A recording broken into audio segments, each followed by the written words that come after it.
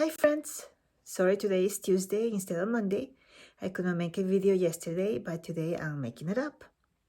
Do you wonder why they charge you closing costs when you buy a house? I mean, you just save that for down payment, right? You got to pay closing costs too? What? Well, today I'm going to give you a list of closing costs and why they charge them to you.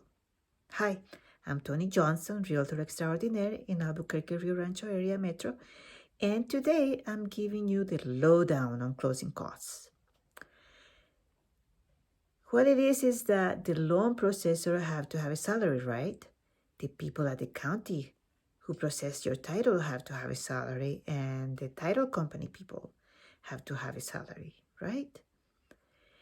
There are three categories of closing costs: mortgage lender fees, third-party fees, and prepaid items. First, let's go through a list of mortgage lender fees. First, there's the loan origination fee. It can be from 0 to 1% of the loan amount. This is the lender or broker fees to set up the loan. Then there is the discount fee. This one is also 0 to 1% or more of the loan amount, also called mortgage points or discount points. This is what you offer the bank to reduce your interest rate, but sometimes it is beneficial to you and sometimes it is not, so it is optional. Then there's a processing fee, $300 to $900. This is the cost to source and process your documents, in other words, bank statements and verification of employment, etc., etc.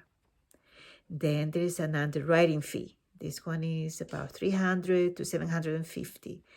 This is the cost for the underwriter to review and verify the information on your loan application, and he also assesses how much of a risk you are to the bank, whether your history tells the bank if you will be a good pay or a bad pay.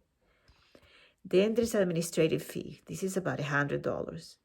These are miscellaneous like typing and filing your documents and whatever mail there could be and other miscellaneous. There's a lock-in fee application. This is about $200 to $500 or more. Many lenders do not charge for the application fee, and in some states, application fees are illegal. Then there is a loan level price adjustment, which is 0 to 4% of the loan. These are charged to higher risk loans like people with low down payment or low credit scores. But these are actually paid by giving these borrowers a higher interest rate. And actually, this is not a closing cost, sorry. Next, third-party fees. These are people who are not employed by the mortgage company. These are, for example, the credit report fee, which is $35, the cost to pull your credit report from at least 2 of the 3 credit bureaus. Then there is an appraisal fee, about $500 to $1,000 or more, the cost for a professional appraiser to determine the property's current market value. Then there's a title search, title report, and title insurance policy. This one is $300 to $2,500 or more. The title office investigates whether that property has other owners, if it has debts like property taxes or other liens. They give you a title insurance certificate in which they assure you their work is reliable. Then there's an escrow fee. This one's $350 to $1,000 or more.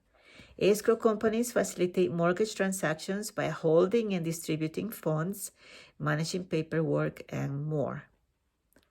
Then there's a flood certificate. This is about $20. Evaluate flood risk for the property in question to determine whether flood insurance is required. Then it's a recording fee, $22 to $250. Fees charged by your county to process records when a property changes hands. You likely pay a tax as well, which is called either real estate conveyance, mortgage transfer, documentary stamp, or property transfer. Then there's a survey fee. This is about $400 or more.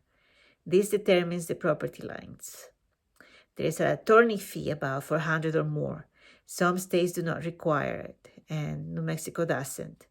But this ensures that the deal is within the law. Then there's HOA dues, and these ones vary if you buy in a homeowners association type of property. These are the covenant concessions and restrictions, or CC&Rs, that the HOA charges a fee for. And the property manager also completes a survey for the bank of the condo, and as a fee to transfer ownership records. Then there's a notary fee. This is about $100. It pays a notary to travel to a convenient location like your home to sign the paperwork and certify signatures on the closing documents. Here in New Mexico, we usually go to the title company, and this one doesn't exist. Then there's a closing protection letter fee, which is about $50. CPL, closing protection letter fee, is a fee charged by escrow to create a document that puts liability on the title company if the escrow does not disburse the home purchase funds appropriately.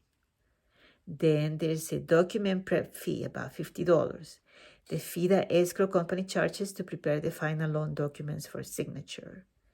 The next category is prepaids. There's property tax reserves.